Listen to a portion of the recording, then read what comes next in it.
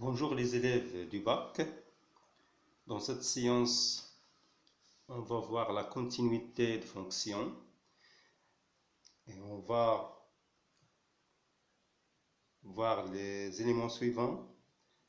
La continuité en un point, la continuité à gauche et à droite, la continuité sur un intervalle, des opérations sur les fonctions continues, image d'intervalle par fonction continue, le théorème des valeurs intermédiaires, la fonction réciproque, les principes, le principe de la dichotomie et enfin la fonction racine énième.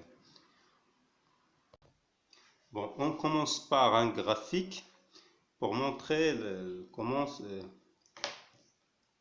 manifeste une fonction continue. Si on prend par exemple une fonction qui a la courbe suivante, on prend un point qu'on peut appeler par exemple A0. Donc comme on voit ici, l'image de A0 c'est f de A0.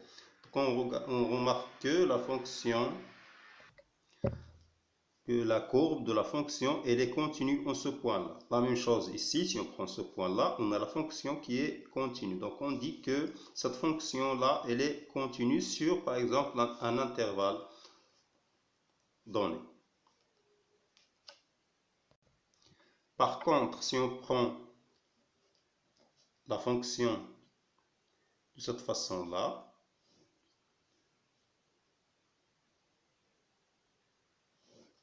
voilà, celle-là, elle n'est pas continue au point A0. On dit qu'elle est discontinue au point A0. On peut la trouver de cette façon-là, comme on peut trouver des autres, par exemple, de cette façon-là. Donc, à ce point-là, elle n'est pas continue.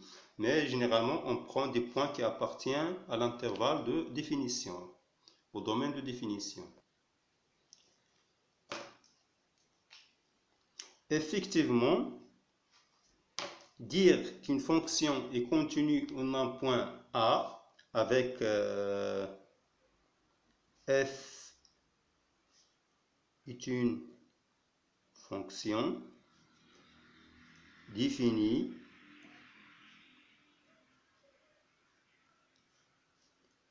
sur un intervalle I. Et il se peut que I soit le domaine de définition ou bien une partie du domaine de définition. Et A appartient à I. Donc, si limite de f de x quand x tend vers A égale f de A, alors on dit que f est continue en A. Donc si on calcule la limite de la fonction f quand x tend vers A et on trouve l'image de A par la fonction f, alors dans ce cas on dit que f est continue en A. Exemple,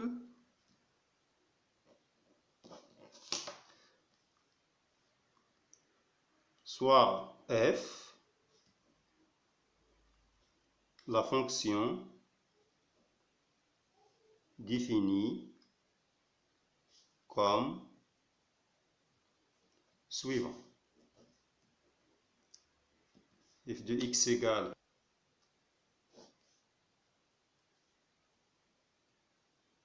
x au cube moins 3x moins 2 sur x moins 2 pour x différent de 2. Et f de 2 égale à 9.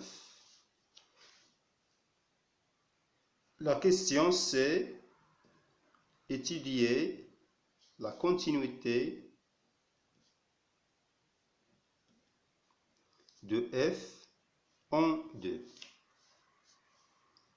Donc qu'est-ce qu'on va faire? On va calculer la limite de f de x quand x tend vers 2 qui va être égal x tend vers 2 de x au cube moins 3x moins 2 sur x moins 2. Bien sûr, on ne va pas la calculer directement, ça va nous donner une forme indéterminée, donc on doit factoriser.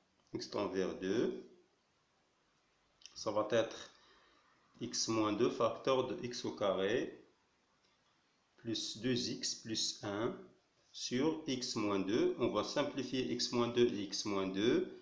Qu'est-ce qui va rester? X tend vers 2 de x au carré plus 2x plus 1. On va remplacer, ça va être 2 au carré plus 2 fois 2 plus 1 égale 4 plus 4 plus 1 égale 9.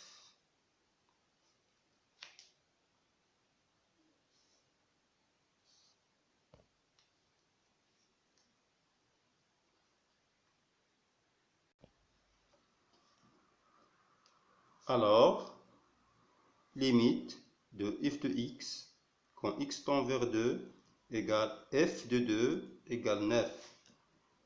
Donc, f est continu en 2. Maintenant, la continuité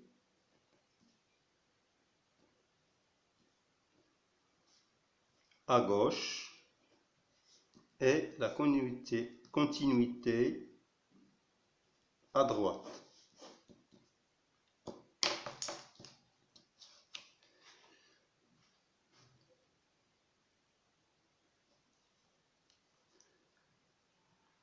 Dire que f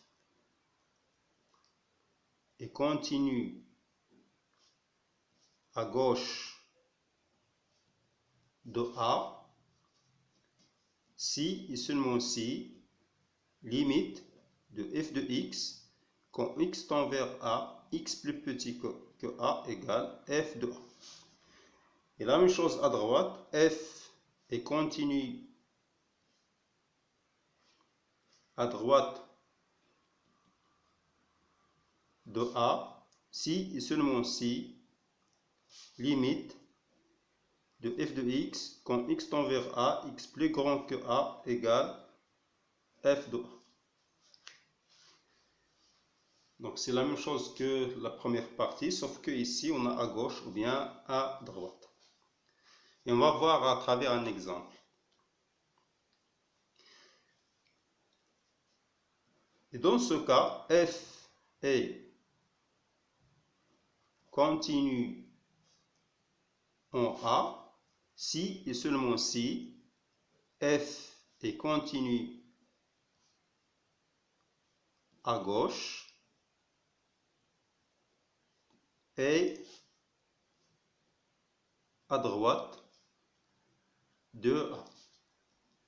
C'est-à-dire, si on a limite de f de x, quand x tend vers A, x plus petit que A, égale limite de f de x, quand x tend vers A, x plus grand que A, c'est-à-dire à droite de A, égale toujours f de A. Donc si on a ça, on peut dire que f est continu en A. Sinon, il ne sera pas continu.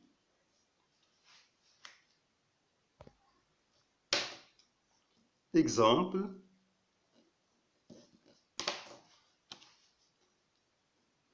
soit f, la fonction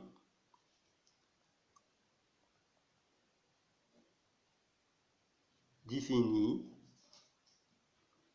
par f de x égale racine carrée de x plus 1 moins 1 sur x pour x strictement supérieur à 1. F de x égale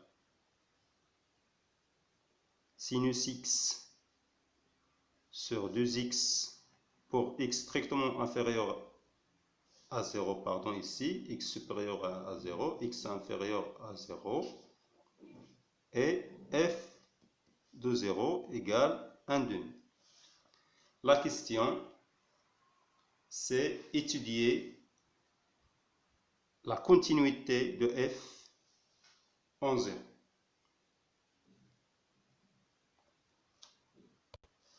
Bon, limite de f de x quand x tend vers 0 à gauche égale limite quand x tend vers 0 à gauche de racine carrée de x plus 1 moins 1 sur x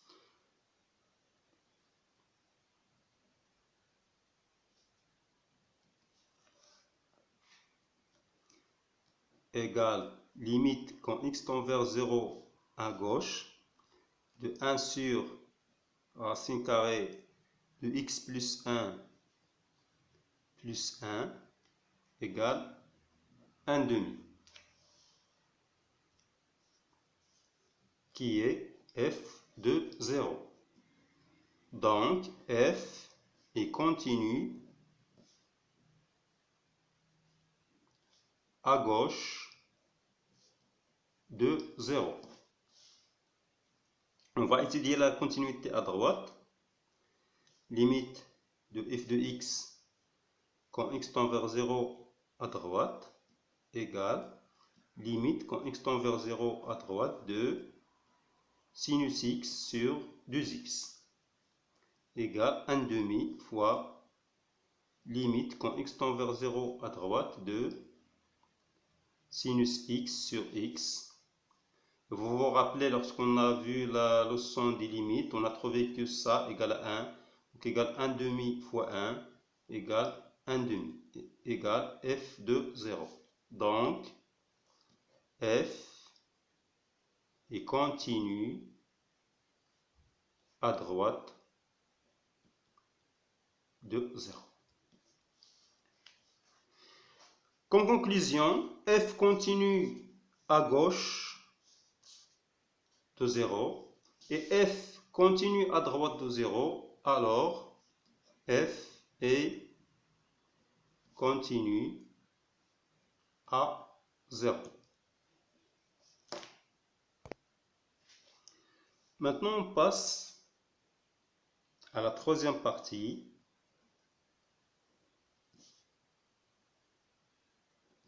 La continuité sur un intervalle.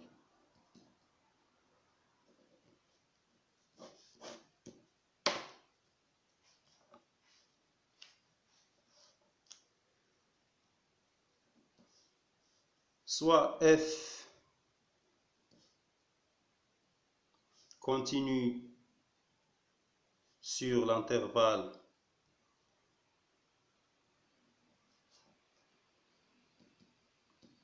AB,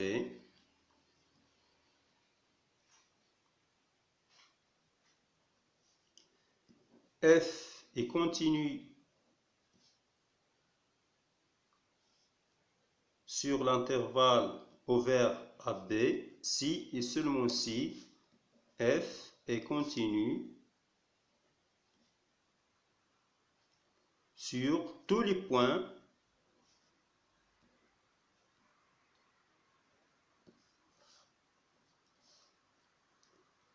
de l'intervalle AB. C'est-à-dire, si on prend n'importe quel point qui appartient à l'intervalle AB, si on calcule la limite de f de x quand x tend vers ce point-là, on va trouver son image. Et f est continu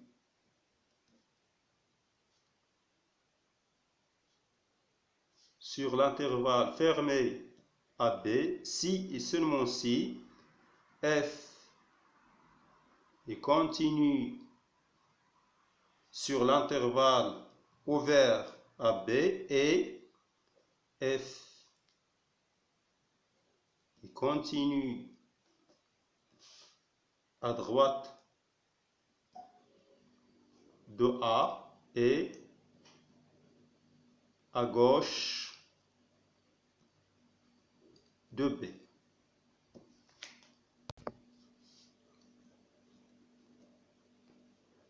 Quelques propriétés. Toute fonction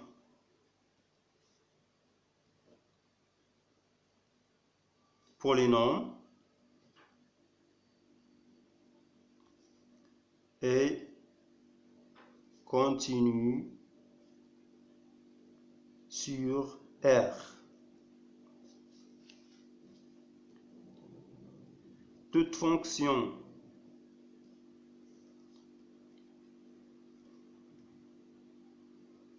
rationnelle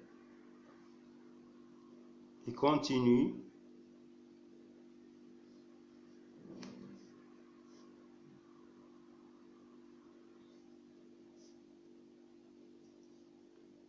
sur son domaine de définition.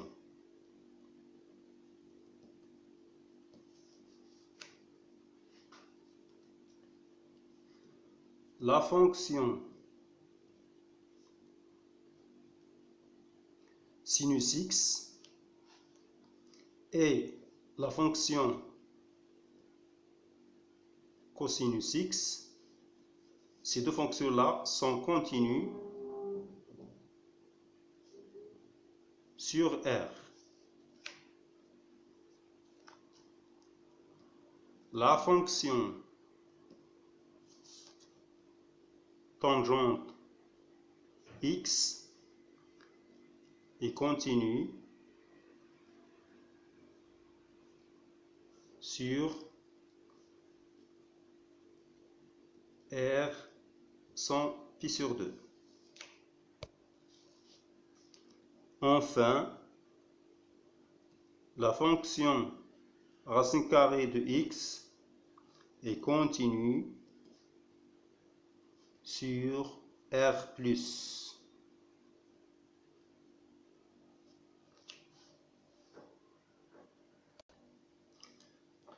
Maintenant, les opérations sur les fonctions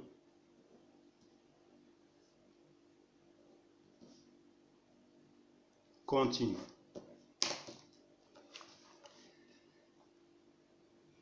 Soit f et g de fonctions continues sur l'intervalle i et alpha un nombre réel. Alors, f continue sur i, g continue sur i, alors f plus g est f fois g et alpha f, alpha g sont des fonctions continues sur l'intervalle i. En plus, si g de x différent de 0, quel que soit x appartenant à i, alors 1 sur g et f sur g sont aussi continus sur l'intervalle i.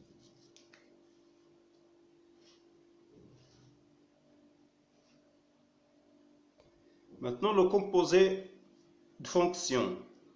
Si f est continu sur un intervalle i et g continue sur un intervalle j, tel que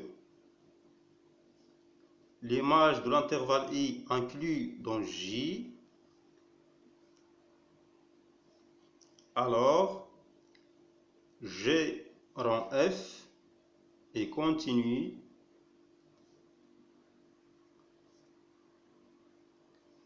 sur l'intervalle i.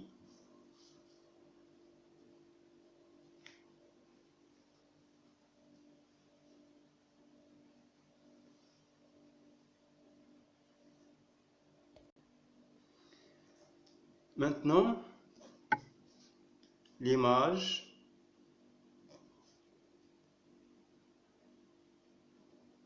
d'intervalle. Et on revient à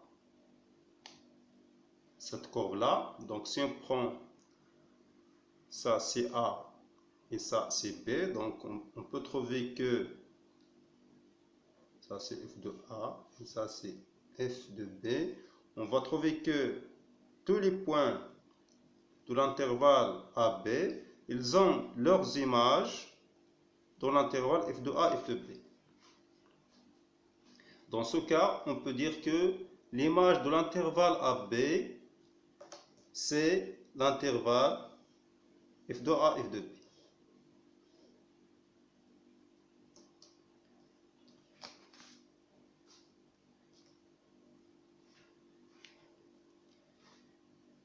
Et nous aurons quelques cas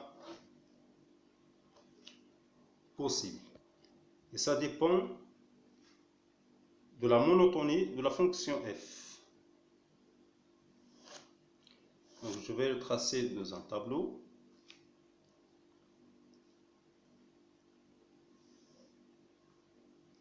Donc, si f est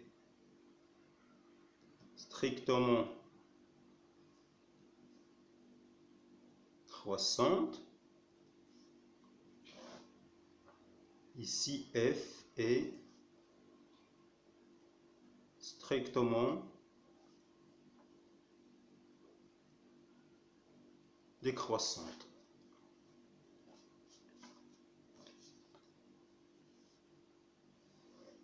Ici l'intervalle i, ici l'intervalle f de i, c'est-à-dire l'image de i. Donc si f est strictement croissante, l'image de l'intervalle AB, c'est l'intervalle f de A, f de B. Si l'intervalle est ouvert en A par exemple, il va être ouvert en f de A. Et nous aurons ici limite. Donc, limite de f de x quand x tend vers A à droite. Si l'intervalle est ouvert en A et en B, donc nous aurons ici limite de f de A, de f de x quand x tend vers A à droite, et ici limite de f de x quand x tend vers B à gauche. Et bien sûr, elle va être ouvert. L'intervalle A plus l'infini par exemple, f de A, ici limite de f de x quand x tend vers plus l'infini, elle va être la même chose si on a moins l'infini A, ce sera de ce côté limite de f de x quand x tend vers moins l'infini, et ici f de A. Et si l'intervalle est ouvert en A, on va avoir aussi limite. Ce que vous devez savoir ici, c'est que si la fonction f est strictement croissante, on garde l'emplacement de A et de B,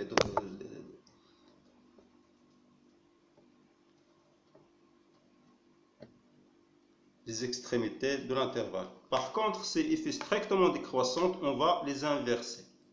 Donc, pour l'intervalle AB, nous aurons l'intervalle f de B, f de A, quand ce sera strictement décroissante. Bien sûr, continue. Si f est strictement décroissante, et nous aurons par exemple l'intervalle ouvert en A fermé en B, donc ici nous aurons f de B, et ici limite de f de x quand x tend vers A à droite. Si on a l'intervalle par exemple A plus l'infini, donc nous aurons limite de f de x quand x tend vers plus l'infini, et puis limite de f de x quand x tend vers A à droite. Et bien sûr, puisqu'il est ouvert, elle va être ouverte. Donc de cette façon-là, on trouve les images d'intervalle.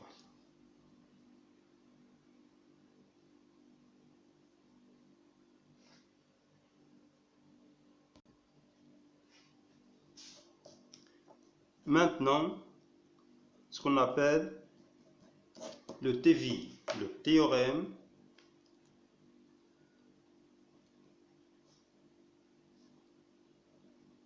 des valeurs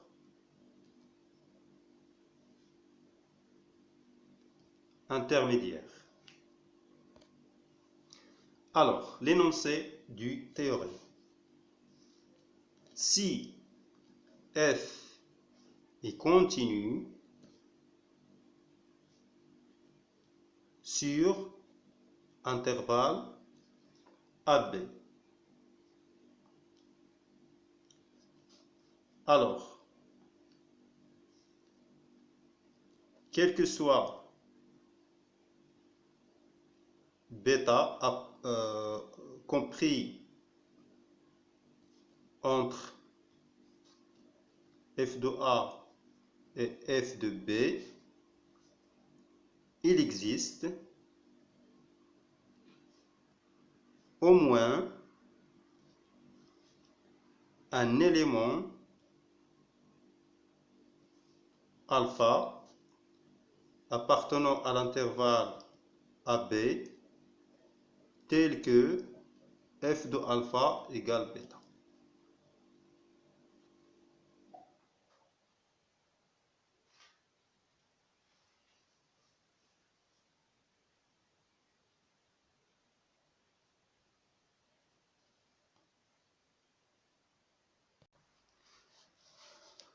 Et bien sûr, on parle de fonctions continues.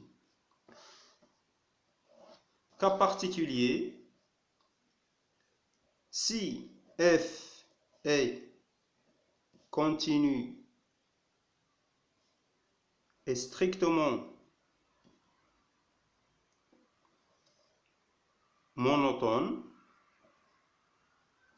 c'est-à-dire strictement croissante ou bien strictement décroissante sur AB, alors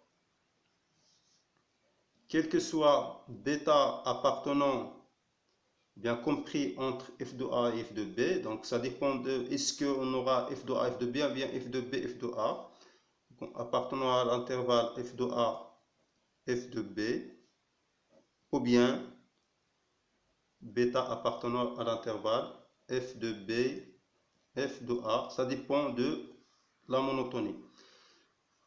Alors, il existe un élément unique alpha appartenant à l'intervalle AB tel que f de alpha égale bêta. Donc, la différence entre l'énoncé du théorème et le cas particulier, c'est que ici, un élément unique. Il existe un élément unique. Autrement dit,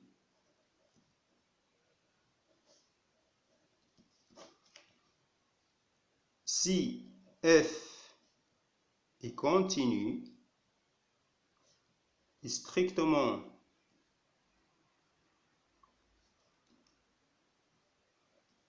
monotone sur un intervalle AB,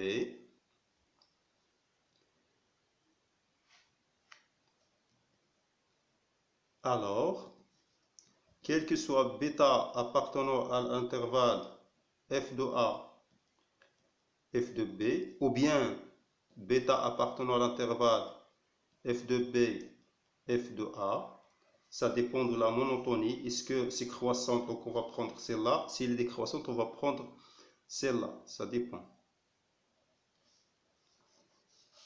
L'équation, il existe un élément alpha appartenant à l'intervalle AB tel que l'équation f de x, f de alpha, bien si vous voulez f de x égale alpha, égale bêta, pardon, admet une unique solution.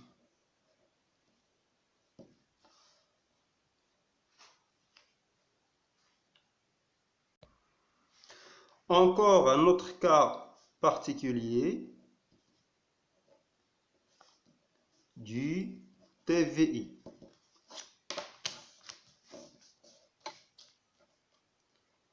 Si f est une fonction continue et strictement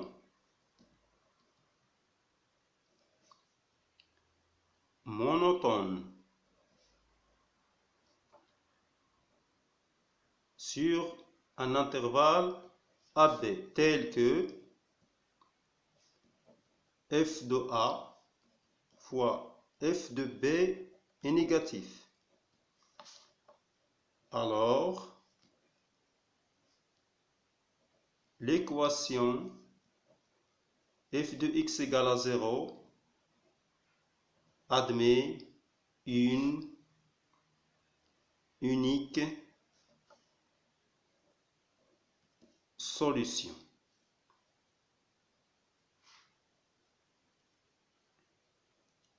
Dans l'intervalle AB.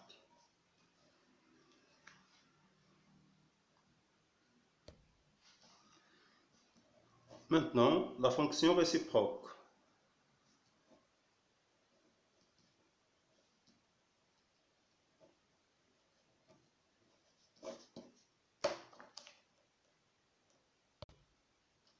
La condition pour que une fonction admet une fonction réciproque, c'est qu'elle doit être continue et strictement monotone. Donc, si f est continue et strictement monotone, donc continue, strictement monotone sur l'intervalle I, alors elle admet une fonction réciproque qu'on note f-1 définie sur l'intervalle f de I, c'est-à-dire l'image de I. Donc, si on vous demande dans un exercice de démontrer qu'une fonction f admet une fonction réciproque, il suffit de montrer qu'elle est continue et qu'elle est strictement monotone. Continue, c'est facile de le démontrer. Strictement monotone, c'est à partir de la dérivée et du tableau de variation. Exemple.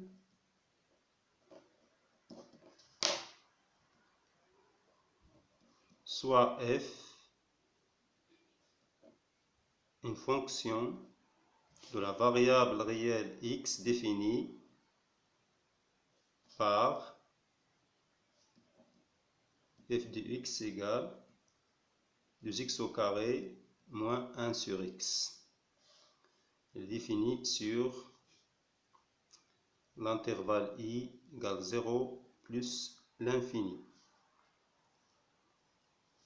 On va démontrer que cette fonction admet une fonction réciproque. Et bien sûr, on va déterminer son domaine de définition. Alors, f est la somme de deux fonctions continues sur 0 plus l'infini. La première fonction, c'est 2x au carré. La deuxième fonction, c'est 1 sur x. Toutes les deux sont continues sur 0 plus l'infini. Donc, f est continue sur 0 plus l'infini.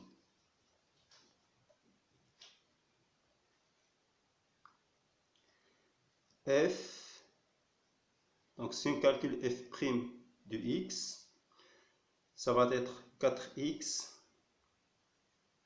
Moins avec moins, ça fait 1 sur x au carré.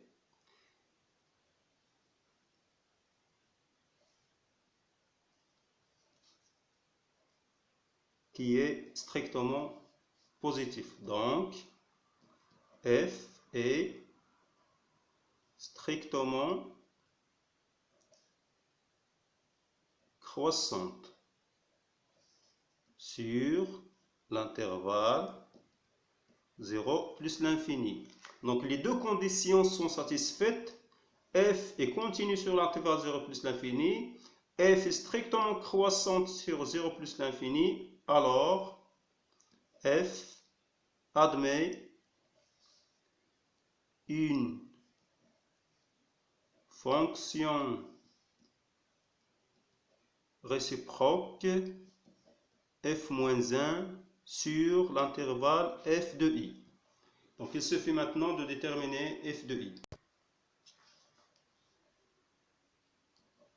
F de i égale f de l'intervalle 0 plus l'infini égale limite de f de x quand x tend vers 0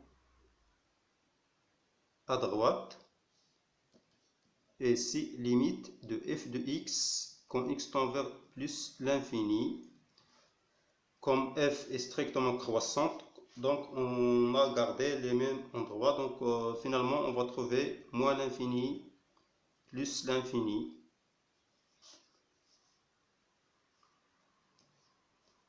C'est ça le domaine de définition de la fonction réciproque de f, qui est f-1. À propos de la fonction réciproque, on doit savoir que si f est une fonction continue et strictement monotone sur un intervalle i, alors il admet une fonction réciproque f-1. Quel que soit x appartenant à i, f-1 rend f de x égale à x. Et quel que soit y appartenant à f de i, f rend f-1 de y égale y. Aussi, f de x égale y, quel que soit x appartenant à i, équivalent à f-1 de y égale à x pour tout y appartenant à f de i. Donc, ces deux résultats sont en relation avec la fonction réciproque.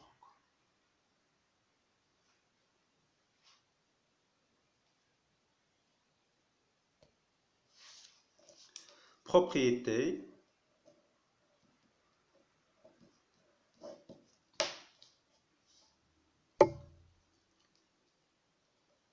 Si f est une fonction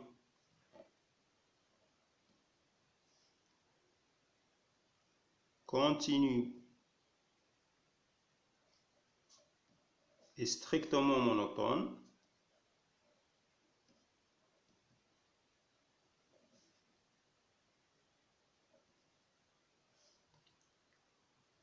sur un intervalle i, alors la fonction f-1 qui est la fonction réciproque de f est aussi continue sur i. et elle a la même monotonie de f, c'est-à-dire si f est strictement croissante, f-1 est strictement croissante. Et si f est strictement décroissante, f-1 est strictement décroissante. Continue sur f de i, pardon. F de i.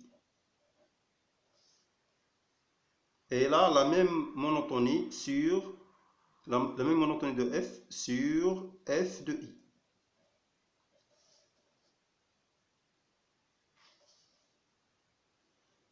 La deuxième propriété, c'est que les courbes, la courbe de f et de f-1 sont symétriques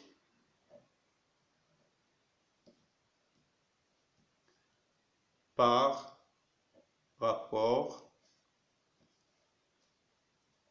à la droite d'équation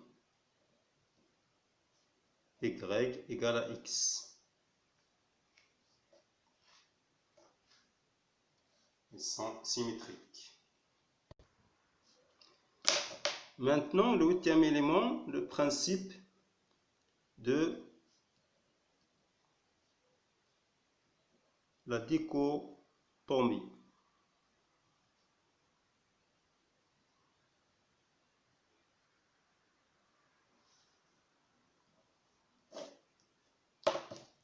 On a déjà dit que si f est une fonction continue et strictement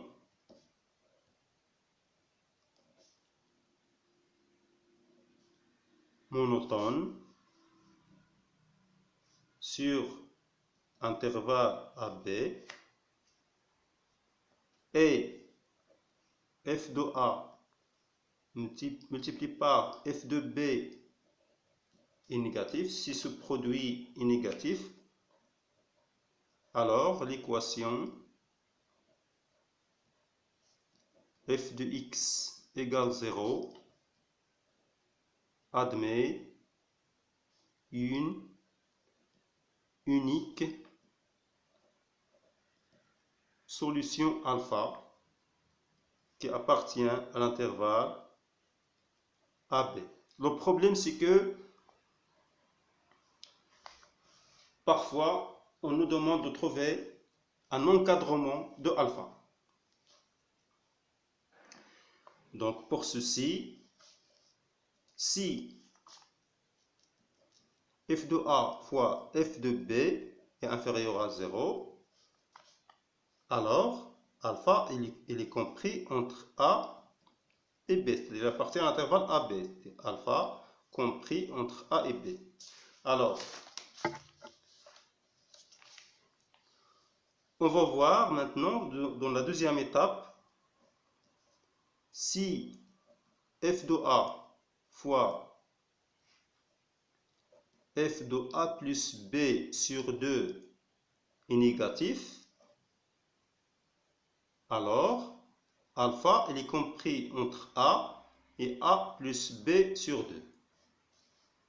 Sinon, si f de A plus B sur 2 fois f de B est inférieur à 0, alors alpha il est compris entre A plus B sur 2 et B.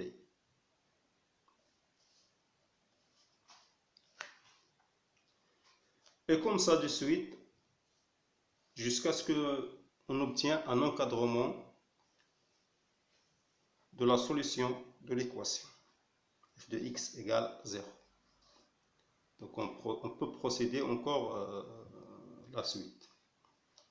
C'est-à-dire, si f de A, donc f de A plus B sur 2 fois ce qu'on appelle le milieu de l'intervalle Donc ici, nous aurons l'intervalle A plus B sur 2. Donc on doit chercher le milieu de l'intervalle et comme ça de suite jusqu'à ce qu'on trouve un encadrement demandé dans la question.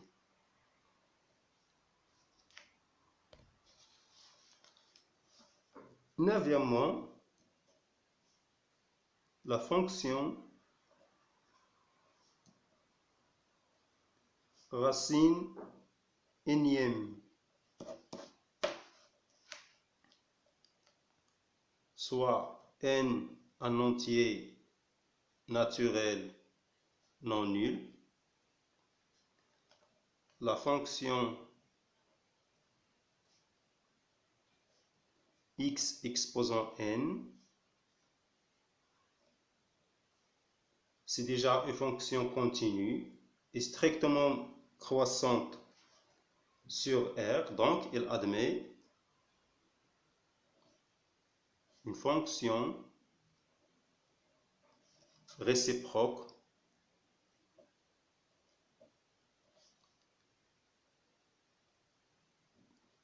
de R plus vers R plus. Cette fonction réciproque, c'est ce qu'on appelle la racine énième de x.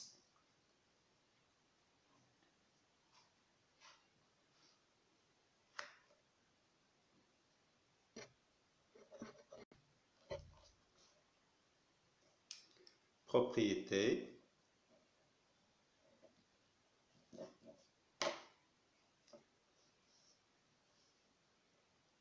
Soit x et y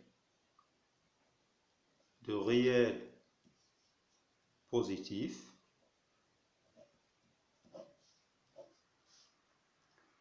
Alors,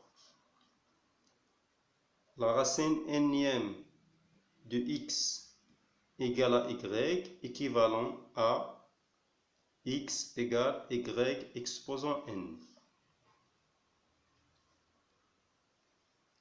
La racine énième de x exposant n égale la racine énième de x exposant n à l'intérieur, puisque x est positif, égale x. La racine énième de x plus petit que la racine énième de y, équivalent à x plus petit que y.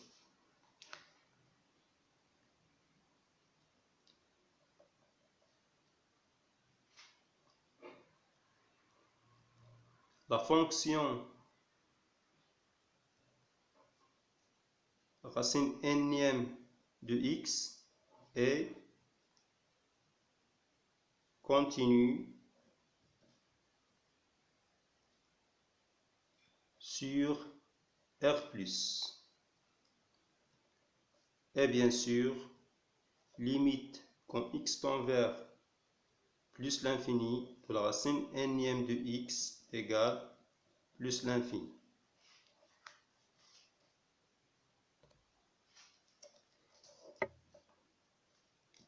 Racine énième de x égale racine n-mième de x exposant n.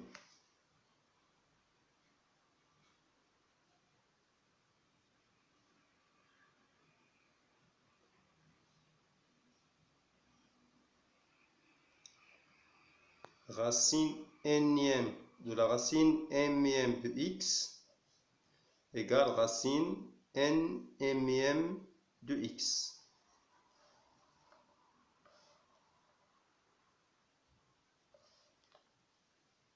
Racine n-mième de x fois racine n-mième de y égale racine n-mième de xy.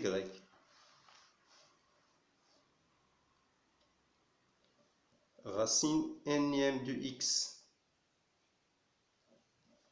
exposant m égale racine n-mième de x exposant n.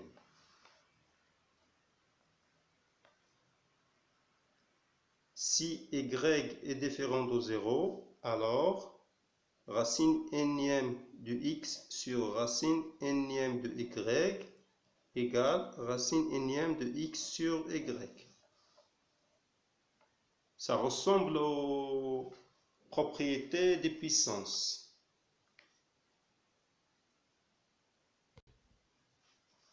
Exemple, on va simplifier le nombre racine quatrième de 9 fois racine cubique de la racine carrée de 3 fois racine sixième de 9 sur racine cinquième de 81 égale. Donc ça, c'est racine carrée de racine carrée, racine carrée de 9 fois racine cubique de la racine carrée, c'est racine sixième de 3 fois racine sixième de 9 sur racine cinquième de 3 exposant 4, parce que 81 c'est 3 exposant 4.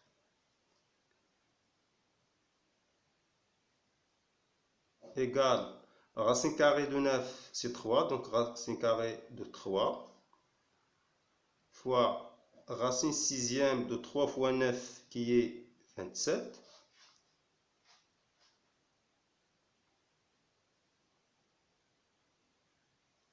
sur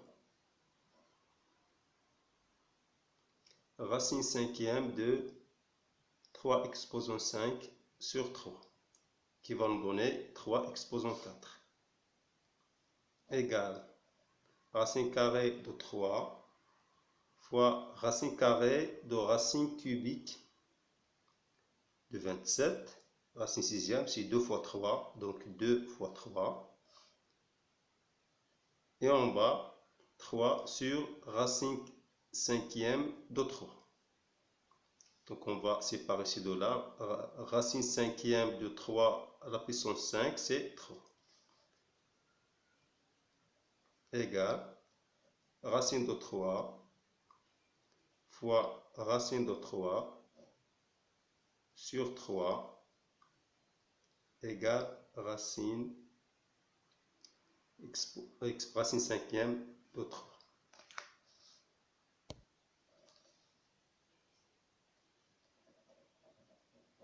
Fois racine cinquième de 3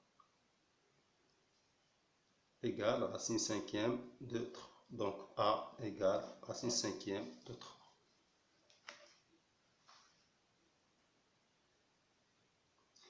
Voilà, c'est ça où s'achève cette séance. La prochaine fois, je vais vous apporter des exercices sur cette leçon-là. À la prochaine. Bonne chance.